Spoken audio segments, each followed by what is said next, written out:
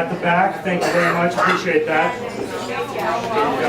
Okay, ladies and gentlemen. So, as many of you may be aware, just everyone's attention for 1 second. Thank you. So, as many of you may be aware, the Grits have not represented Simcoe North since Paul Devilier did in 2005, which, in my counts, 10 long years ago, which is far too long. It's my pleasure to introduce to you the man whom will reverse that trend. I've known Ryan, thank you, yeah, that's worthy. I've known Ryan for over 15 years, and in that time we've had more than one, what I call politically fired conversation. And I strongly believe that Ryan's intimate knowledge of the issues facing Simcoe North, along with his positive message and focus on economic development, is going to lead us to a Liberal victory. So with no further ado, Ryan Barber.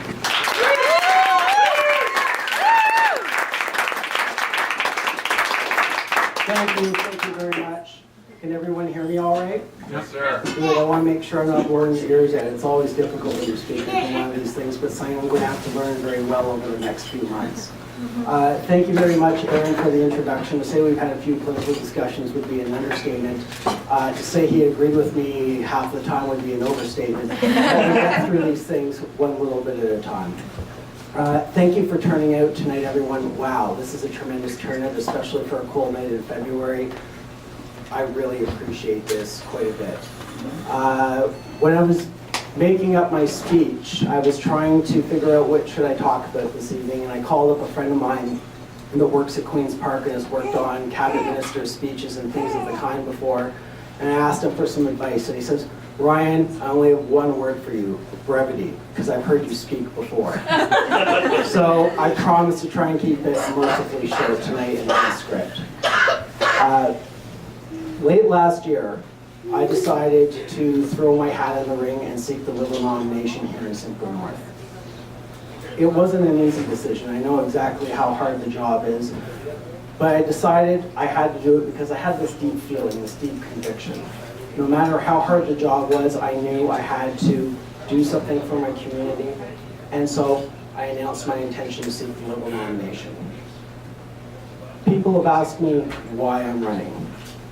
That was one of the first questions I got, and frankly, it was the hardest question. It's not that I didn't know why I was running, it's because it was more of a feeling.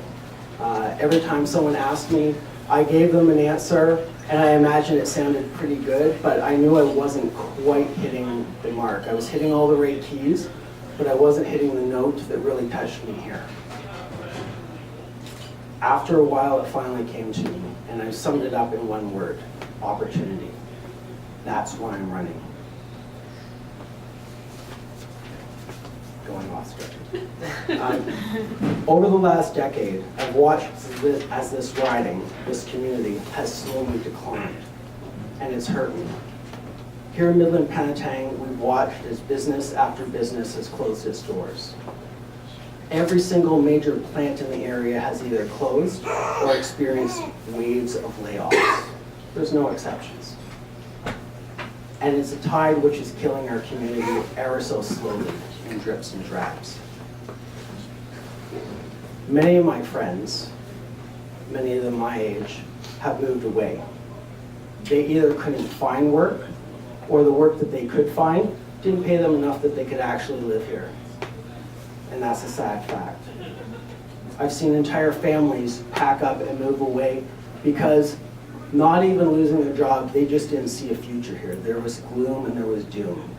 And they decided it was better to get out while the getting was good. Where does that leave our community in 10 or 20 years? When all the young families have moved away, when all the professionals have moved away? What will Midland Penetang look like? And that terrifies me a little bit. I've decided to make my life in this community. Thanks to some overzealous thing retiring by my mom, I already have a spot in the cemetery, so I'm not going anywhere, I can say that. That's a story for another time. But I really want to ask, what is my community going to be like? Will I want to live here? So I decided I'm running because I know to create opportunity, so this is a community that we all want to be a part of 10, 20, 30 years from now. When you ask people their outlook for our community, there isn't a lot of hope. There's despair. And we need that opportunity to come back.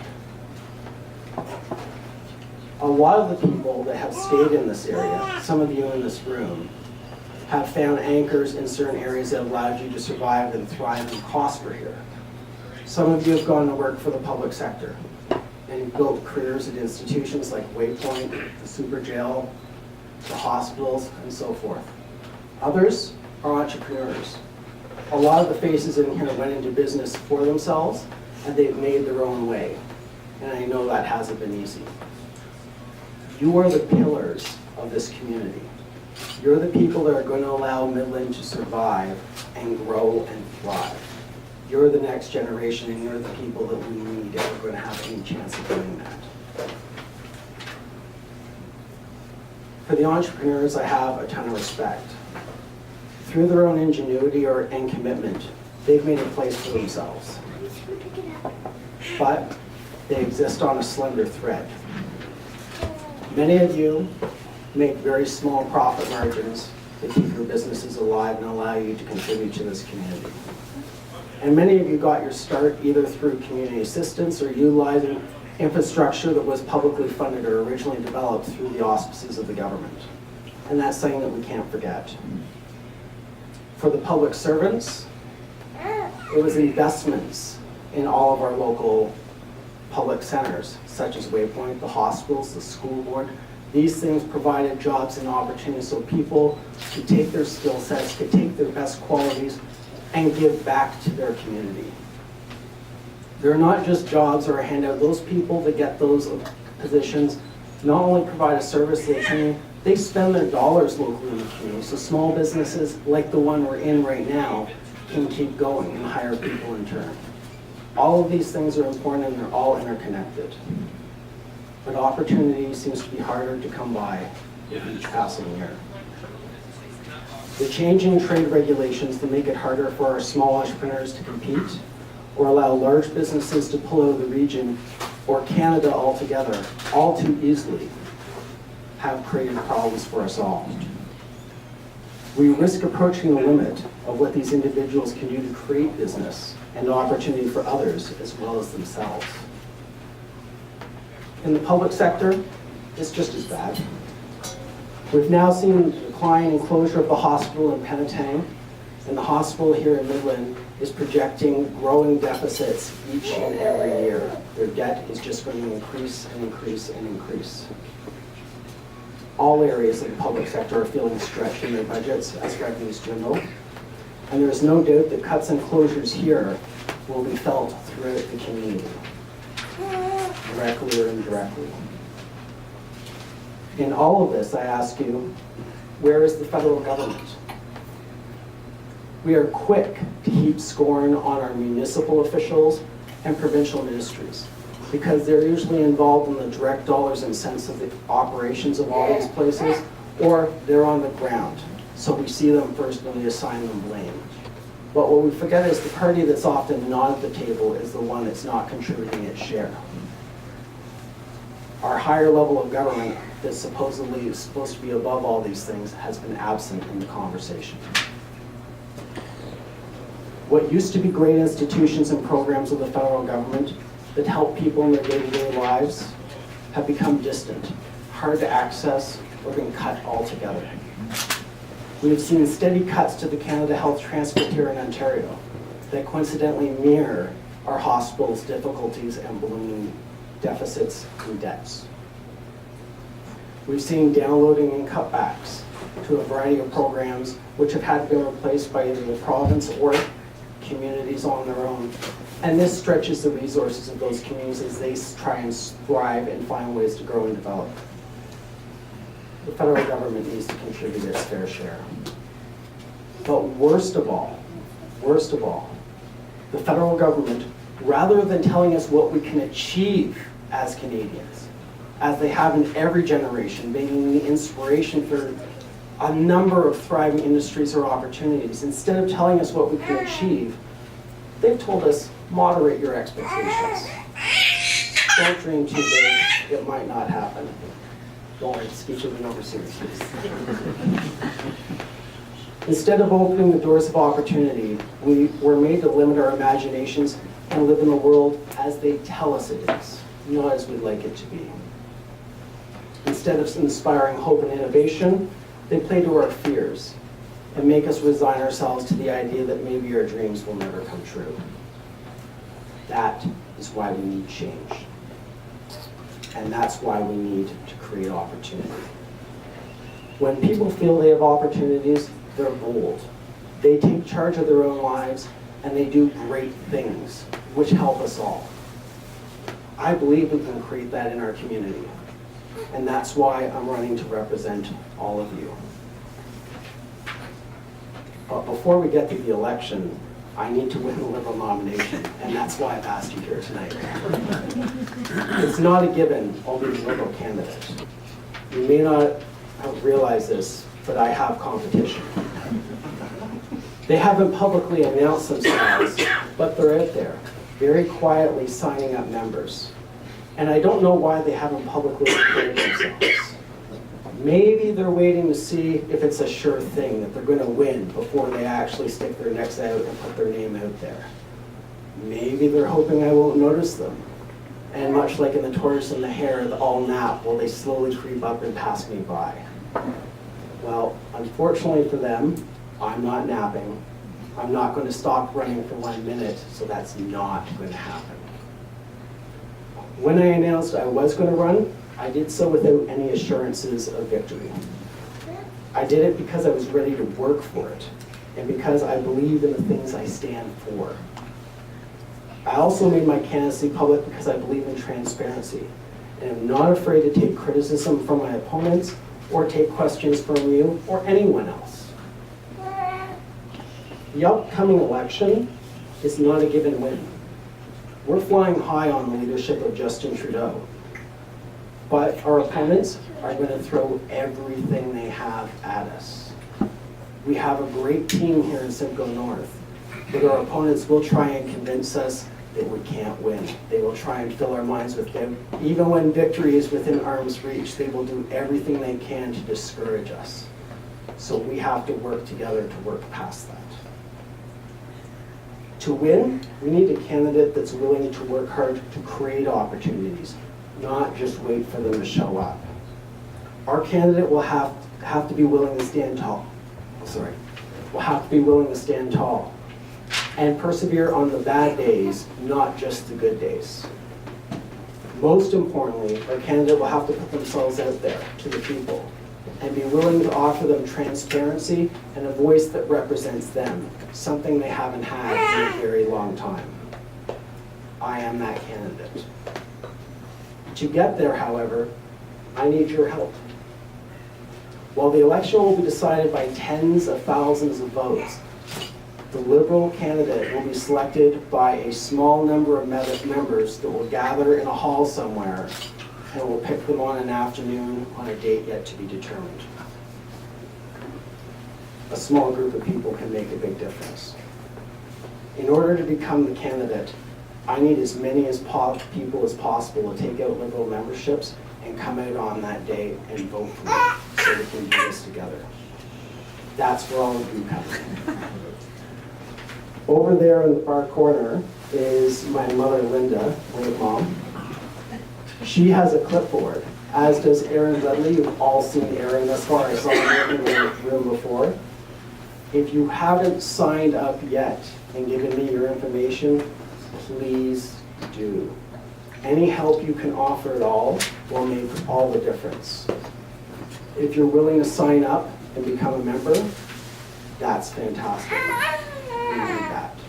If you're willing to help me sign up other people that I may not have met yet, that's even better.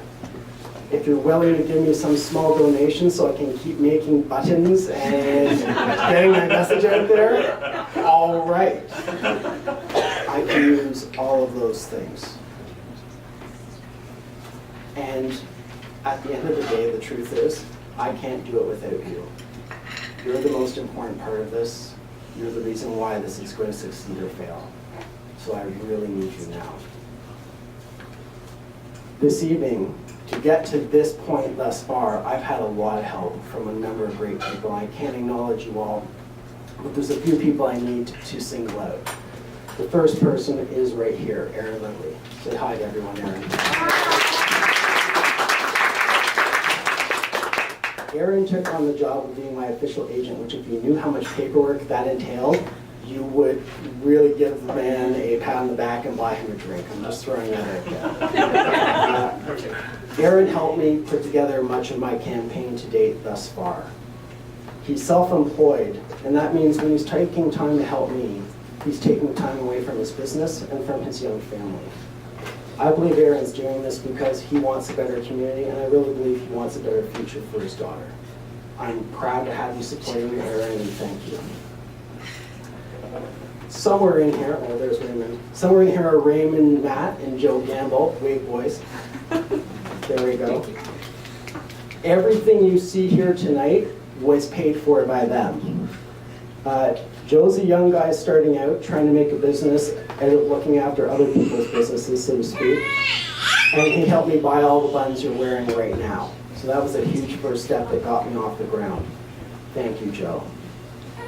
Raymond? Everything? Ray's business is here in town, and he cares about creating opportunity. He does a lot of good works in Midland. Raymond bought all the food you're eating. It's up here on the bar. Make sure you eat some before you leave. And the nice signs that have my name in good parts. So thank you very much, Raymond. I really appreciate that. All of the decorating you see here, Raymond didn't put them up. He's tall enough. We could have done it, but he didn't do it. All the decorating you see, the organization for tonight's events, making sure things move smoothly, this lovely lighting I have right now, that all came down to Jamie Crouch. Jamie's an entrepreneur in our community and also a talented local performer. Jamie does a million things. I can't even actually keep track of all his various business interests and projects. But amongst them, he has like the wedding showcase, which some of you might attend, that not only promote his business, but promotes a number of other local businesses and entrepreneurs so that local people continue to spend their money locally. Jamie's the sort of hero we need in this community, and I'm exceptionally proud to have him backing me. Thank you so much.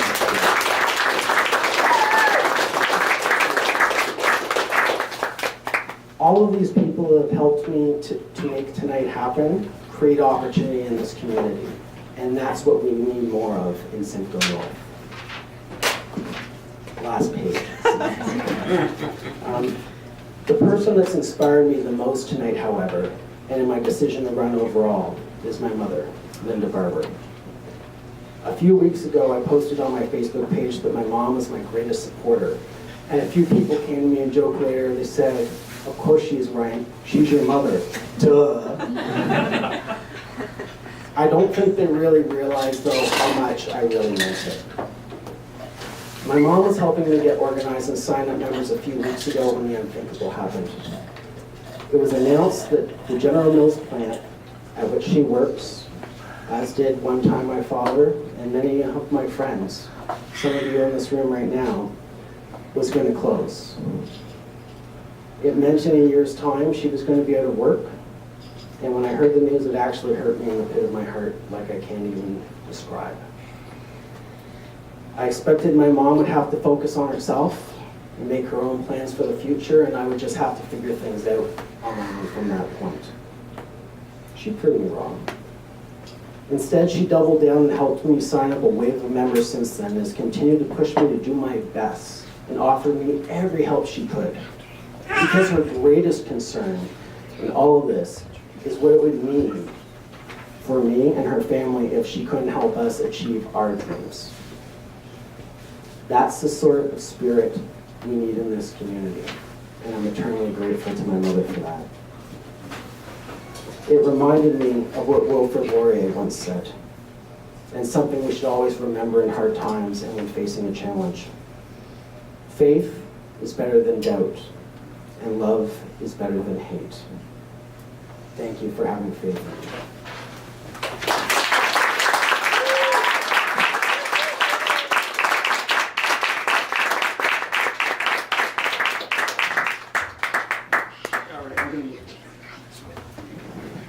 Okay, everyone, so thank you very much, Ryan.